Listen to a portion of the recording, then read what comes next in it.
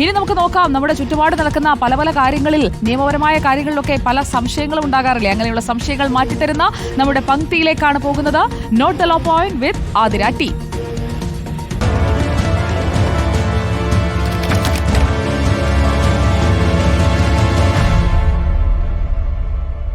പൊതുജനങ്ങൾക്ക് പല പരാതികളും ഉണ്ടാകും.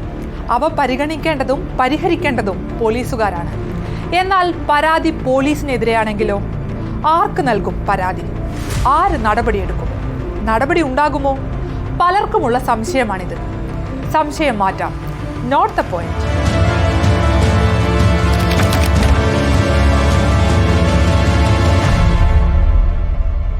പോലീസ് അതിക്രമം എന്ന പ്രയോഗം കേൾക്കാത്തവരുണ്ടാകില്ല.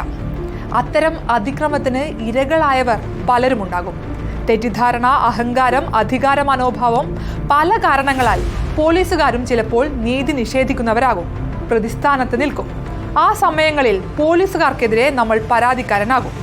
ആ പരാതി എവിടെ നൽകാം?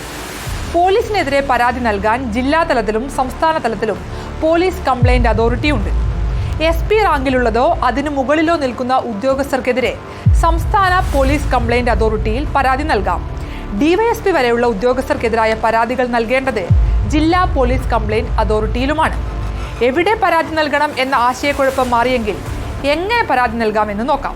സംഗതി എളുപ്പമാണ്. പരാതി എന്തെന്നും ആർക്കെതിരെയെന്നും നേരിട്ടോ തപാൽ വഴിയോ ഇമെയിൽ മുഖേനയോ അറിയിക്കാം. അല്ലെങ്കിൽ പ്രതിസ്ഥാനത്തുള്ള പോലീസുകാരൻ്റെ മേലുദ്യോഗസ്ഥനും പരാതി നൽകാവുന്നതാണ്. അതായത് SIക്കെതിരെയാണ് നിങ്ങളുടെ പരാതിയെങ്കിൽ അത് SP-ക്ക് കൊടുക്കാം.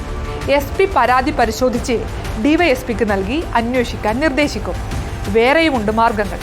പോലീസ് കംപ്ലൈന്റ് അതോറിറ്റിയിലോ പ്രതിസ്ഥാനത്തുള്ള പോലീസുകാരൻ്റെ മേലുദ്യോഗസ്ഥനോ പരാതി നൽകാൻ നിങ്ങൾക്ക് താല്പര്യമില്ലെങ്കിൽ മജിസ്ട്രേറ്റ് കോടതിയിൽ ഒരു സ്വകാര്യ അന്യായം ഫയൽ ചെയ്യാം. അതുമല്ലെങ്കിൽ ഹൈക്കോടതിയെയോ സുപ്രീം കോടതിയോ സമീപിക്കാം. പോലീസിൽ നിന്ന് മോശം അനുഭവം ഉണ്ടായാൽ കൈയും കെട്ടി മാറി നിന്ന് സഹിക്കേണ്ട കാര്യമില്ല. ആരും നിയമത്തിന് അതീതരല്ല. ധൈര്യമായി പരാതി നൽകാം. നടപടി ഉണ്ടാകും. നീതി ലഭിക്കും.